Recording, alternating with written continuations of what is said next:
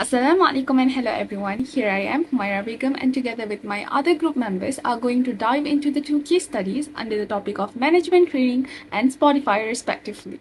Let's begin with the summary of case application 1. Training better managers now at Walmart. The world's largest retailer, Walmart, a mega business operating over 11,700 retail units in 28 countries with 2.3 million employees from all levels and managed to make a 12-digit figure revenue at annual basis. Nevertheless, Walmart is often under spotlight in relation to employee-related issues from sick leave policies to wage concerns. With the aim for progression of employee in lower-level management position in 2016, Walmart Academy training program introduced. Following establishment of 100 of these academies, more than 150,000 first-line managers have undergone a week of training. To provide positive in-store shopping experience, the training inculcate advanced retail skills such as merchandising, ordering and inventory control, and managerial skills such as better communication and motivating employees.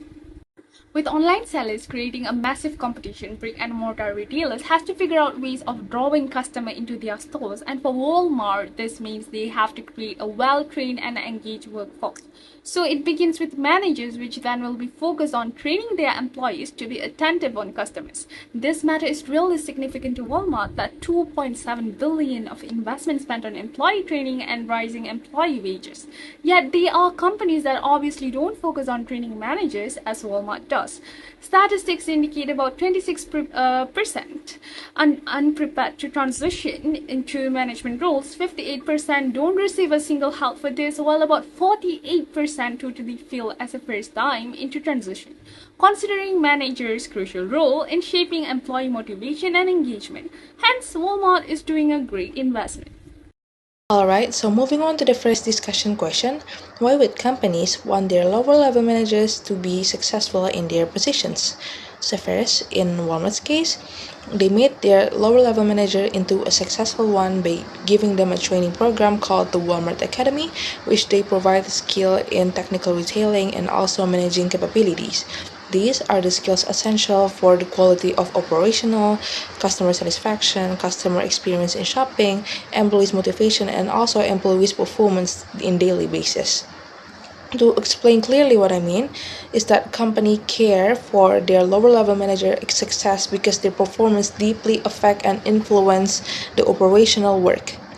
If the managers are unskilled or maybe weak, the operational will slow down, the employee will be dissatisfied, will be demotivated, and the same goes for the customer. On the other hand, if the managers are skilled and maybe confident, the whole store performance will be better and maybe succeed. So, and this is why Walmart saw this opportunity and needs to use it to compete against its competitors, in this case is online retailers, and then train their managers to have technical retailing skills such as handling inventory and also managing product display and as well as managing capabilities, for example, to communicate with their employees clearly and minimize miscommunication. These skills will let managers to manage challenges more efficiently and also let them to have competitive advantage against its competitors. And then secondly, a well-trained manager will be able to implement the four functions of management, such as planning, organizing, leading, and controlling way better than before since they are trained and are able to detect unnecessary actions or maybe works that may be wasting the available resources such as energy, time, and the company's capital. For instances, managers that are trained will be able to plan things detailed beforehand so that it prevents setback or maybe mistake that could be happening during the work. And then secondly, managers will be able to organize work structure more properly so that each employee knew exactly what to do each day. And then third, in leading, the managers will be able to lead the employees in a motivating way, and it boosts their performance, shows them how to treat their customer that satisfy them. And lastly, in controlling, they will be able to monitor the work progress, see whether the work is being done correctly, and then see whether the goals are met each day. These will be achieved and can be achieved if the managers are well trained and are shaped into a successful one. So, in conclusion, companies invest their money in training managers because they believe that the manager's success is also the company's success. Well-trained managers are able to complete more work, complete it more faster, and also complete it with the same amount of resources, which means higher efficiency at the operational level. And additionally, well-trained managers are able to create a better shopping experience for customer as well as better working environment for their subordinates, and this affects almost everything in the lower level operational of the company. So all in all, the company invests in the manager training because they believe that manager success will affect what customers see, what the employees feel, and how will the store performance go. Hi everyone, my name is Nur Aimi Christina Binteno Azmi and I will be answering the question, what benefits and challenges do you see to a training program such as this using the SWOT analysis? So for the first part of the question, it asks about the benefits of this training program. So I will be using the strength and opportunities from the SWOT analysis. So for the first benefit of this training program, it helps in improving the employees' skills. According to the case study, it is stated that the Walmart Academy actually teaches important skills such as merchandising, ordering, inventory control, communication, and motivation. These skills helps in improving manager in performing better at their daily responsibility, which helps in creating a better workforce in the company. So for the next benefit of this training program is that it can help in creating a better engagement and confidence among employees so that they can work better in their company. Many new manager lack formal training, as stated in the case study that 58% of new manager receive no training from their company. So from this, Walmart actually helps fills in the gap, giving employees a sense of support and preparation. It also helps give it a sense of belonging with how much that the company care about their employee. So for the next benefits is that it creates a major opportunity in increasing productivity and efficiency. When manager understands how to run operations smoothly, the entire store will operate better from the inventory control to the customer service. So the last benefit is that the training program will help in developing new talent among employee in the long-term careers. So Walmart often promotes from within, and the training program helps employee in giving a clear pathways into advancement. This can reduce turnover, which happens a lot in the retail store. Moving on to the next part of the question, which is the challenges about the training program. I will be using the weaknesses and threats from the SWOT analysis. So the first challenge is the high cost of implementation. According to the case study, Walmart has spent about 2.7 billion on the training program and raising wages, which is a massive investment that no other company are willing to commit in this level of resources. Because why? Of the high risk of failure from the training program. Okay, the next challenge of this training program is that it create a competitive pressure from the other competitor. Because why? Other retailer may have developed a more advanced and cost-effective training program, which will make the Walmart's approach a less unique from the others. And lastly, the other challenge is the possibility of customer dissatisfaction if the failure of the training program. So this will lead to a risk of losing customer if the training program fails to create a better management among the employee because of the poor services and managerial skills. Hi, my name is Nur Aizana binti Mama Ahmad.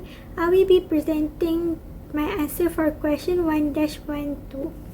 In this presentation, I will explain the 3 ways to look at what managers do and suggest the topic that Walmart should include in their training. Let's start with the function approach, which include planning, organizing, leading, and controlling. The first topic Walmart should add is planning, where managers need to learn on how to set clear goals for their team, whether daily, weekly, or monthly.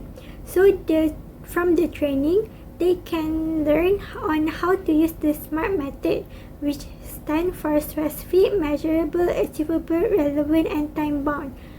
So the managers can plan things like sales target more easily. Next is organizing. As a lot of store has many issues, the Walmart Academy can teach the manager from the simulation, so that manager can practice creating staff schedule or assigning tasks by using the real scenarios. For the leading, Walmart should add training on coaching the manager on how to motivate the staff or how to give feedback to the staff. They can include role playing, where one manager can act as a frustrated employee and the other practices handling the situation so that they can build their confidence. And finally, controlling. Walmart should teach managers on how to monitor key performance indicators, for example, like a shrinkage, so that when manager can track performance more easily, so they will know where to improve and be more efficient. Now, let's look at the roles approach, which includes interpersonal role, informational, and decisional role. For the first one is interpersonal role. In a big store like Walmart, managers meet many types of people. So Walmart can add communication and conflict management training. They can teach the manager on how to talk to employees respectfully or how to solve small arguments before they become deep problems. This can make manager more confident in handling people. The next one is informational rule. As manager must pass information correctly, and if they pass the wrong information can cause chaos in a store. So to improve this, Walmart can add another module like daily briefing practice, where manager can practice giving short, clear briefing to their teams, as they can also learn on how to collect and share customer feedback properly to the employees. The last one is the decisional rule, where manager make decision every minute. For example, when how to handling long queues, stock shortages, or complaints from the customer. So Walmart Academy can include decision making simulation, where these are practical exercises where managers face real situation on how to choose the best action. And this also will help the new manager especially to stay calm and think fast under the pressure. Finally, we move to the skill approach, which include technical, human, conceptual, and political skill. For the technical skill, as Walmart use many systems like inventory system and point of sale system, so to help the manager, Walmart Academy can add a hands-on system training lab where managers can learn step by step on how to use these tools. Next, human skill. Walmart should train managers on how to connect with people, so they need to have team motivation activities or active listening workshop, so they can make the environment more positive and reduce the employee turnover. For the conceptual skills, Walmart Academy can add a store-wide case study activity where managers can learn how inventory, cashiering, customer service, and stocking are all connected, so they can think more strategically. Finally, for their political skills, they need to learn on how to build good relationships and get support, so the Walmart can train them on networking with other departments or influencing others politely, so the managers can work smoothly and with everyone in the stores.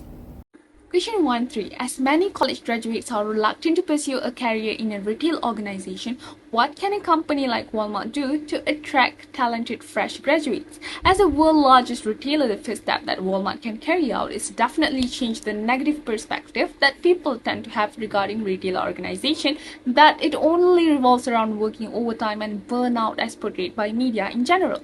Idea of moving forward into a more flexible, digitalized and engaging environment should be implemented and spread along to say that retail industry is also increasingly modernized and updated with globalization.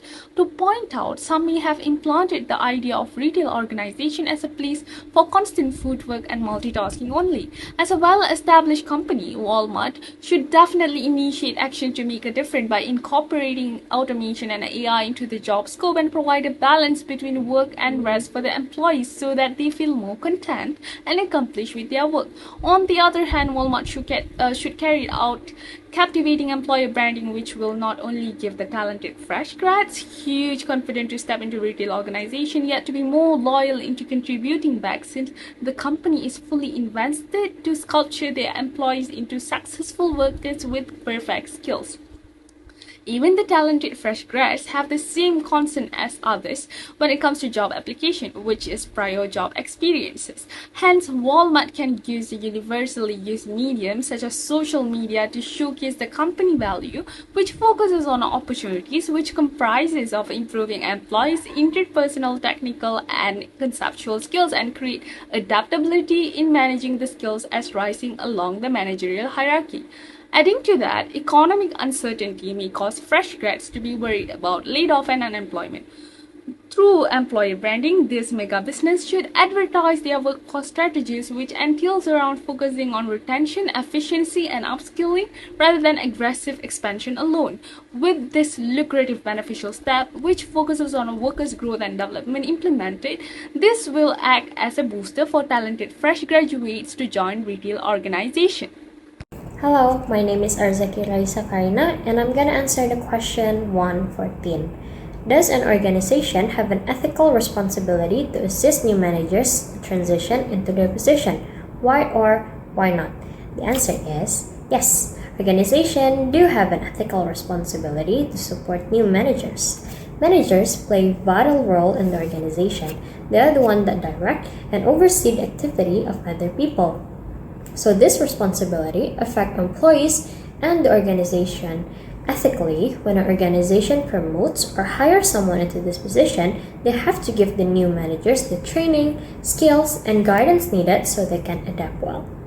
Rather than suggested that 58% of managers stated they never received formal management training, 26% of managers felt that they were unprepared to transition into their management role.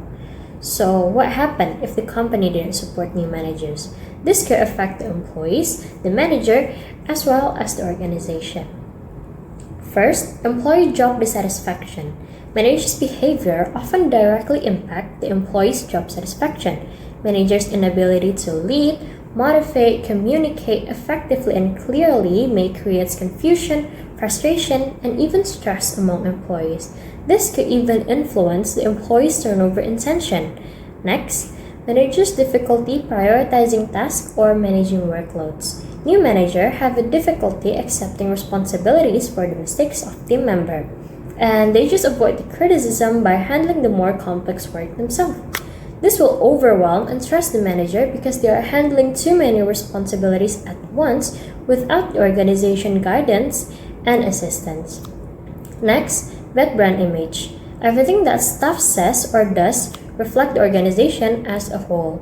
If the staff write a review how the organization have a bad management, organization reputation will be damaged. As a result, organization will have a hard time finding and retaining good talent. And lastly, decreased profit and business failure. Bad working environment makes employee unable to work to their full potential. This could lead to lower productivity, declining sales, and ultimately decreased profit. Eventually, this all can result in business failures. There are companies that fail due to poor management such as Enron, Toys R Us, Dave & Buster's, Circuit City, and many more. However, we should always remember that assisting and supporting new managers is not just a strategic decision. It's an ethical obligation that every organization should do. That's all from me. Thank you. Hi, my name is Nusrafa Khadija. I'll be continuing with the summary of case application 2, which is Spotify managing without managers. Spotify is a Swedish commercial music services which transform how people access music by shifting from purchasing to subscription-based rental devices or services. Founded by Daniel Ek in 2008, Spotify was also created as a legal streaming platform to replace illegal file-sharing websites. The organization uses a flat structure, which eliminates hierarchical levels and multiple management layers. And also, Spotify operates best with workforce organized into squads, chapters, tribes, and guilds, supporting independent teamwork. Tribes are made from multiple squads working in connected domains to coordinate efforts. Chapters are a group of team members with similar skills across squads. Other than that, guilds are informal groups based on shared interests without formal leadership. Usually, Spotify's model reduces interdependence between teams for quicker market adaptation. Moreover, Spotify encourages creativity and independence but may pose oversight challenges. And lastly, management styles evolve to balance freedom and organizational needs for Spotify's growth. Hello, my name is Putri Daniel Farisha binti Masizan, and now I'm going to answer the discussion question 115, which is who undertakes management at Spotify. At Spotify, things work a little differently. Management isn't carried out by traditional managers with titles and corner offices. Instead, it is done collectively through self-managing teams and unique roles that shape Spotify's one-of-a-kind organizational structure. Spotify follows what we call a flat organizational model, which means authority and decision-making are not stacked up in layers. Instead, they are spread out among what Spotify calls squads, tribes, chapters, and guilds. A system designed to keep things fast and creative and also flexible. Now, let's break down how that works. First and foremost, squads. Think of a squad as small, independent startup within Spotify. Each squad focuses on a specific part of the Spotify experience, like improving playlists or developing the mobile app. They don't have managers. Instead, each squad has a product owner, whose job is to make sure everyone's priorities line up with Spotify's bigger goals. The product owner gives direction that doesn't boss people around. Team members manage their own work, make decisions together, and hold each other accountable. Next, we have tribes, groups of squads that work in similar areas. For example, all the squads working on Spotify's web platform might belong to one tribe. Tribes help squads coordinate and share information, but here's the fun part. They still stay autonomous. That means they don't have to wait for approvals to get things done. Speed and flexibility are the name of the game. Then there are chapters, which focus on skills. The chapters brings together people with similar expertise, like all the programmers or designers, even if they work in a different squads. Each chapter has a chapter's lead, who acts as a coach or mentor. They help with guidance, career growth, and sharing best practices. So, in a way, chapters are where Spotify sneaks in a bit of traditional management function, especially in things like training and performance. Finally, we have got guilds, and these are the coolest part. Guilds are informal community that cut across the whole company. Anyone can join based on shared interests, like a design guild or a tech innovation guild. They are not formal teams, they are self-managed and voluntary, giving employees a space to collaborate, learn, and share ideas beyond their everyday work. So, in the end, management at Spotify is shared and built into the teams themselves. Instead of one traditional manager making decisions, leadership is spread out across the people who actually work on the projects every day. Leadership isn't about one person, it is shared among product owners, chapter leads, and team members. They work together to guide the squad, make decisions, and keep Spotify's work moving in the right direction. This decentralized setup helps Spotify stay fast, creative, and adaptable, especially in a tech industry that changes very quickly. Because everyone is involved in managing the work, ideas can be developed faster, problems can be solved quickly, and teams can adjust without waiting for approval from a higher manager. So really, it is not management without managers, it is a management by everyone. And that's what makes Spotify approach unique. That's all from me, thank you. Good day, everyone.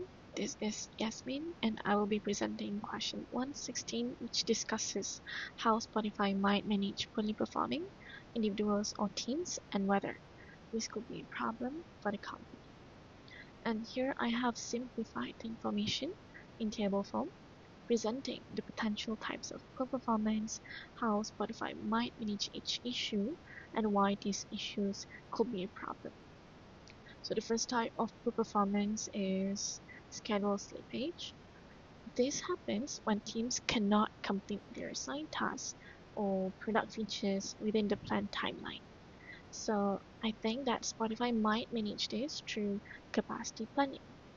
This technique helps them evaluate whether a squad has the right number of people, the right skill sets, and enough time before committing to a sprint or a release.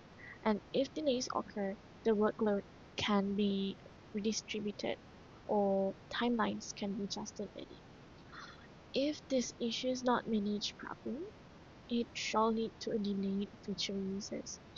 And for a highly competitive platform like Spotify, releasing features late can reduce user satisfaction and will also slow down the company's ability to stay ahead competitors.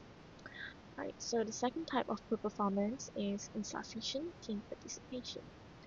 This occurs when certain members engage less during discussions, planning, or decision-making processes.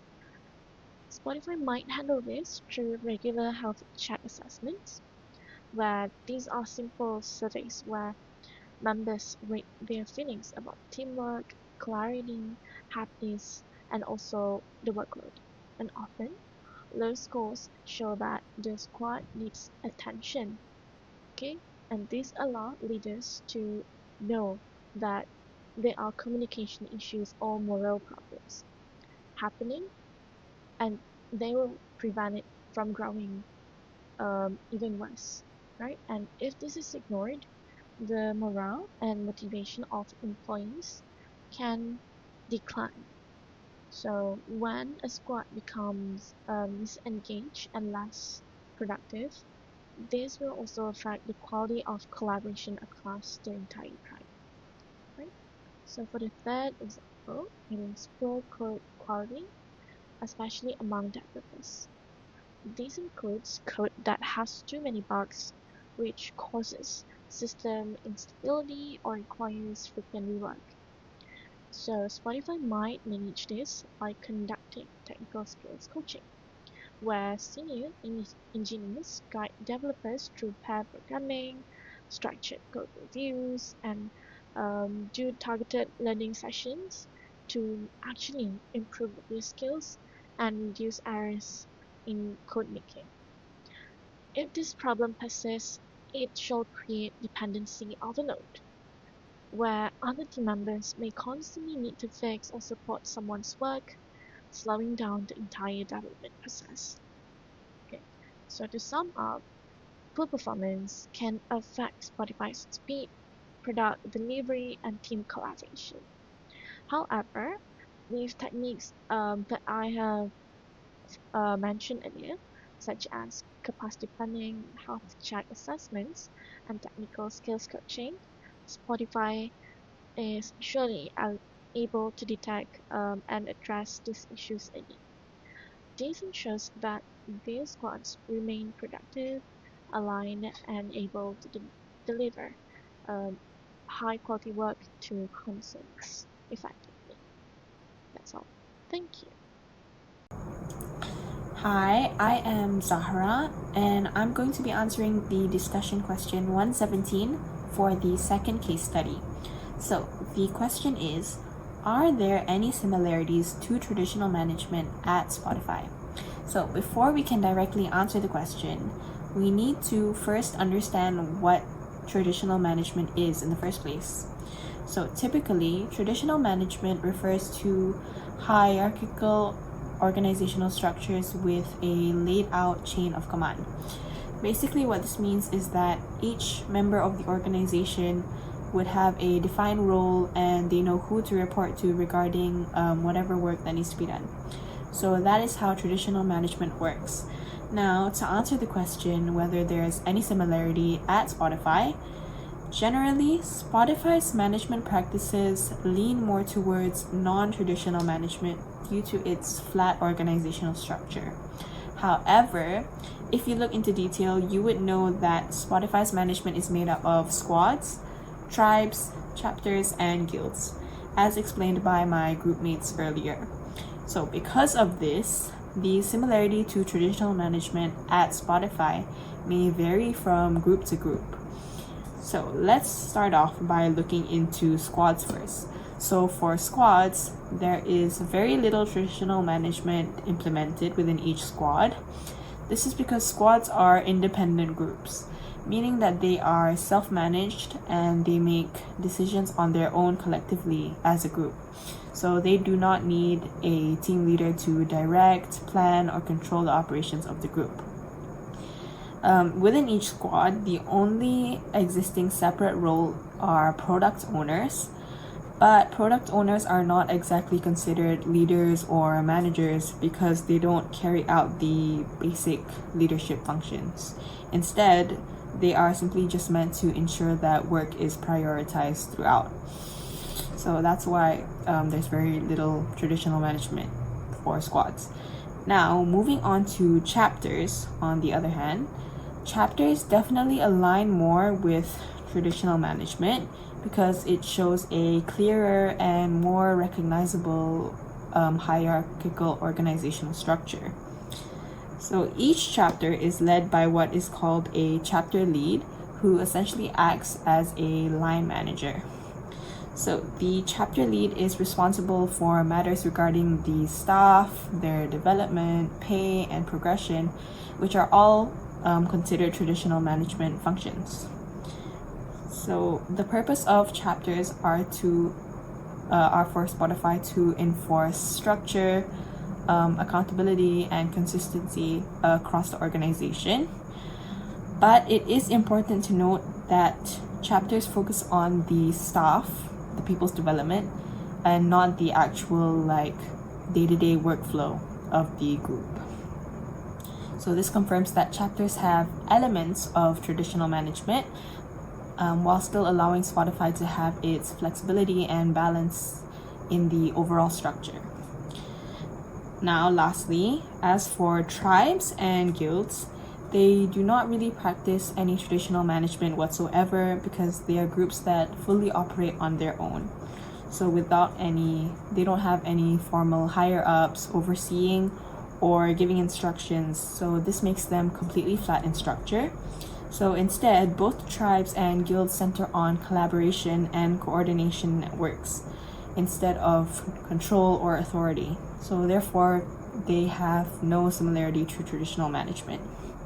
So now overall, despite all these differences between the groups, Spotify as a whole does show some similarity to traditional management in the sense that they focus on their main goals and objectives and working towards them. So in essence, the basic philosophy of traditional management is still there, but the difference is in the way that it is executed and the way it flows throughout the organization. That is all from me. Thank you. 1-18. Do you think this approach to management will be effective at another company? Spotify's managing without managers approach could be effective in some organizations, particularly innovative, technology-driven, and creative companies, but it might not work as well in more traditional, structured, or heavily regulated industries. Spotify's system of squads, tribes, chapters, and guilds emphasizes autonomy, collaboration, and flexibility, allowing employees to adapt quickly to change and make creative decisions without all the layers of bureaucracy. This approach is highly suitable for fast-moving industries such as software development, digital media, or other technology sectors, where rapid innovation and responsiveness to user feedback are crucial. In such settings, teams benefit from having the freedom to experiment, fail fast, and adjust strategies, all of which are consistent with Spotify's culture and the nature of its work. Another reason this approach works well in certain industries is the high level of specialization and cross-functional teamwork typically required in tech and creative fields. Teams in these sectors often consist of designers, developers, analysts, and content creators who must collaborate closely and iterate continuously on projects. A less hierarchical structure allows expertise, not rank, to guide decisions, which can increase team efficiency and empower individuals to contribute more meaningfully. This fluid, skill-driven model helps reduce bottlenecks that traditional managerial layers might create. However, in companies that rely on tight coordination, compliance, or hierarchical control, such as manufacturing, finance, healthcare, or logistics, this system may not be as effective. Without the clear managerial oversight, these firms might face inefficiencies, confusion over responsibilities, or inconsistent quality standards. The lack of centralized control could lead to duplication of efforts, misaligned priorities, or the misuse of freedom given to teams, as the passage notes. Moreover, Spotify's model depends heavily on a strong organizational culture of trust, accountability, and shared purpose. Without these cultural foundations, self-managed teams could struggle with decision-making and conflict resolution. In summary, Spotify's management approach can be highly effective in companies that value innovation, adaptability, and employee autonomy, particularly in technology and creative industries. However, for organizations that depend on standardization, regulation, or hierarchical efficiency, this model may lead to confusion and inefficiency. Therefore, while the Spotify model is inspiring, it would need to be adapted very carefully to suit another company's goals, culture, and industry context. Thank you.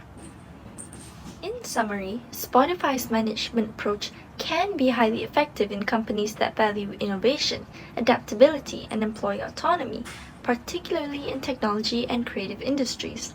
However, for organizations that depend on standardization, regulation, or hierarchical efficiency, this model may lead to confusion and inefficiency.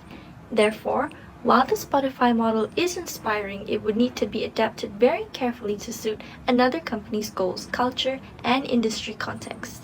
Thank you.